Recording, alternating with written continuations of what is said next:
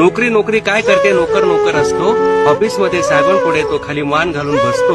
इथं बांधाच्या सिंहासनावर आणि सोनेरी आकाशाच्या छताखाली जेव्हा माझा बळी बसतो तेव्हा या हिरव्यागार साम्राज्याचा तो एकमेव सम्राट असतो. टेन्शनचं त्याला नसतं टेन्शन, कारण माती कधीच रिटायर होत नाही.